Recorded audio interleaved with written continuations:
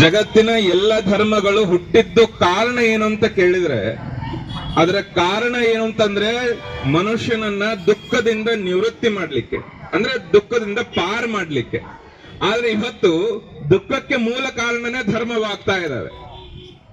ಒಂದ್ರ ಧರ್ಮ ಮೇಲೆ ನಂದು ಮೇಲು ನಿಂದು ಮೇಲು ಅನ್ನುವಂಥ ಭಾವ, ನಾನು ಶ್ರೇಷ್ಠ ನೀನು ಕನಿಷ್ಠ ಅಥವಾ ನಾನು ನಿನಗಿಂತ ದೊಡ್ಡವ ಅನ್ನುವಂಥದ್ರಲ್ಲೇ ಬಡದಾಡಿ ಸಮಯವನ್ನ ವ್ಯರ್ಥ ಮಾಡ್ಕೊಳ್ತಾ ಇದ್ದೀವಿ. ಹೀಗಾಗಿ ಇಂಥ ಒಂದು ಸುಗಳಿಗೆಯಲ್ಲಿ ನಾವು ಬಹಳ ಸ್ಮರಣೆ ಮಾಡ್ಕೋಬೇಕಾದದ್ದೇನು ಅಂತಂದ್ರೆ, ಯಾರ್ಯಾರು ಮಹಾತ್ಮರಿದ್ದಾರಲ್ಲ ಅವರೆಲ್ಲರೂ ಕೂಡ ತಮಗಾಗಿ ಬದುಕಿದವರಲ್ಲ. ಅವರು ಬೇಕಾದ ಧರ್ಮದಲ್ಲಿ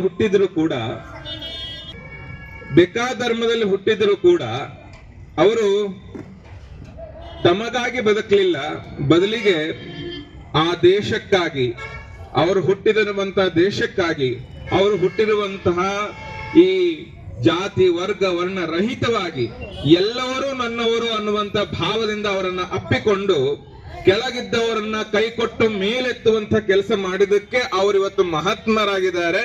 ನಾವು ಬರೀ ನರಮನುಷ್ಯರಾಗ್ತಾ ಇದ್ದೇವೆ. ಈ ನಿಟ್ಟಿನಲ್ಲಿ ಇವತ್ತು ಹನುಮಂತ ಕೋಟೆಯವರು ಎಲ್ಲ ಬಡ ಬಗ್ಗರಿಗೆ, ದೀನ ದಲಿತರಿಗೆ, ಯಾರ್ಯಾರಿಗೆ ಅವಶ್ಯ ಇದೆಯೋ ಆ ಅವಶ್ಯಕತೆ ಇರುವಂಥವರಿಗೆ ಇವತ್ತು ಈ ಬೆಡ್ಶೀಟ್ಗಳನ್ನ, ಬೇರೆ ಬೇರೆ ವಸ್ತ್ರಗಳನ್ನ ಅವರಿಗೆ ಪ್ರಸಾದ ಮಾಡಿಸೋದು, ಅವರು ಕಾರ್ಯಗಳನ್ನ ನಾವು ನಿರಂತರವಾಗಿ ನಮ್ಮ ಮಠದ ಜೊತೆ ನಿಕಟಪೂರ್ವ ಸಂಬಂಧ ಹೊಂದಿದ್ದಾರೆ. ಅವರು ಹೇಳ್ತಿರ್ತಾರೆ ಅವರೆಲ್ಲ ಬಂದಾಗ ಏನೇನ್ ಮಾಡ್ತಾ ಇದೀವಿ ಏನೇನಿಲ್ಲ ಅಂತ. ಹಿಂಗಾಗಿ ಅವ್ರ ಕಾರ್ಯವನ್ನು ನೋಡಿ ನಮಗೆ ಬಹಳ ಖುಷಿ ಆಗ್ತದೆ.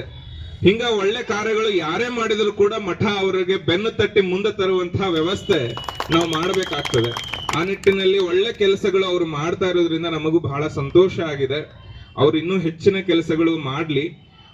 ಯಾವುದೇ ಬೇಕಿರುವಂತವರಿಗೆ ಹಸಿದ ಹೊಟ್ಟೆಗಳಿಗೆ ಒಂದು ತುತ್ತ ಅನ್ನ ಹಾಕಿದ್ರೆ, ಹಸಿದ ಹೊಟ್ಟೆಗಳಿಗೆ ನಾವು ದಾಸೋಹವನ್ನ ಮಾಡಿದ್ರೆ, ಯಾರಿಗೆ ಅವಶ್ಯಕತೆ ಐತೆ ಅವರಿಗೆ ಬಟ್ಟೆ ಬರೆಗಳನ್ನ ದಾನ ಮಾಡಿದ್ರೆ, ಯಾರಿಗೆ ಅವಶ್ಯಕತೆ ಐತೆ ಅವರಿಗೆ ಅದನ್ನ ಸಲ್ಲಿಸಿದ್ರೆ, ದಾನ ಮಾಡೋದ್ರಿಂದ ನಾವು ಅದನ್ನ ಅವರಿಗೆ ದಾನ ಮಾಡ್ತಿಲ್ಲ, ಬದಲಿಗೆ ಸಾಕ್ಷಾತ್ ಪರಮಾತ್ಮನಿಗೆ ಅದನ್ನ ಕೊಡ್ತಾ ಇದೀವಿ ಅನ್ನುವಂಥ ಒಂದು ವಿಚಾರವನ್ನ ಈ ಸಂದರ್ಭದಲ್ಲಿ ಹೇಳ್ತಾ, ಹನುಮಂತ ಕೋಟೆಯವರು ಇನ್ನು ಹೆಚ್ಚಿನ ರೀತಿಯಲ್ಲಿ ಈ ತರ ಕೆಲಸಗಳನ್ನ ಕಾರ್ಯಗಳನ್ನ ಮಾಡ್ಲಿ ಹಾಗೆ ಅಂತ ಶುಭವನ್ನ ಹಾರೈಸಿ, ಮೂರು ಧರ್ಮದ ಗುರುಗಳು ಇಲ್ಲಿ ಇದ್ದೀವಿ, ಅವರು ಮೂರು ಧರ್ಮ ಗುರುಗಳ ಆಶೀರ್ವಾದ ಅವ್ರ ಮೇಲೆ ಇರ್ಲಿ, ಇನ್ನು ಹೆಚ್ಚಿನ ಕೆಲಸಗಳು ಅವರಿಂದ ಆಗ್ಲಿ ಹಾಗೆ ಅಂತ ಶುಭವನ್ನ ಹಾರೈಸಿ ಮಾತುಗಳಿಂದ ವಿರಮಿಸ್ತೇವೆ. ನಮಸ್ಕಾರ.